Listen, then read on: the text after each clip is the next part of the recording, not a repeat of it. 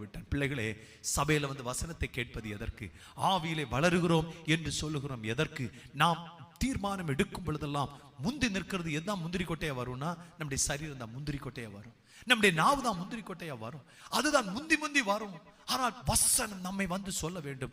அது உன்னுடைய மாம்சத்தை வெளிப்படுத்துவது, அது உன்னுடைய பெருமையை வெளிப்படுத்துவது. அந்த முடிவெடுத்தால் உடனடி பதில் வரலாம், ஆனால் முடிவோ நீ அழிந்து போவாய். ஆனால் ஆத்மாவில் வந்தாயோ நீ சுகமாயிருப்பாய். கேட்கிற சபையை, உபவாசம் ஜெபம் எல்லாம் நல்லது. ஆனால் இது நமக்கு எங்க கொண்டு போகணும்னா, நம்முடைய ஆத்மாவிலே பலன் உள்ளவர்களாக நம்ம மாறணும். ஜெபம் இருக்கிற வரைக்கும் பிசாசு நம்மளை சோதிக்கவே மாட்டான். பைபிளில் இருக்கிற இயேசு 41 நாட்கள் என்ன செய்தாராம்? ஒரு வேதம் ஒரு சுவிசேஷத்தை வாசிக்க முடியும்.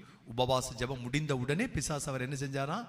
சோதிக்கும்படி கொண்டு வந்தான. கவனிச்சு பார்த்துருக்கிறீங்களா? அந்த பேக்கிங் எல்லாம் வச்சுக்கிட்டு வெந்துச்சான்னு என்ன செய்வாங்க? எல்லாம் எடுத்த பிறகு ஒரு குத்து குத்து பார்ப்பாங்க. இத்தனை நாட்களும் 21 நாட்களும் நல்ல கரிசனையை உட்காந்து பிசாசு இப்போ நல்ல ரெஸ்ட் எடுத்துட்டு இருந்திருப்பான். ஏன் ரெஸ்ட் எடுப்பான்னா, இப்போ இவங்களை போய் என்ன செய்ய வேண்டாம், எல்லாம் முடிஞ்ச பிறகு அப்படியே நோண்டி பார்ப்பான். டெஸ்ட்ல தோத்துட்டோம், திரும்ப எங்க வைக்கணும்?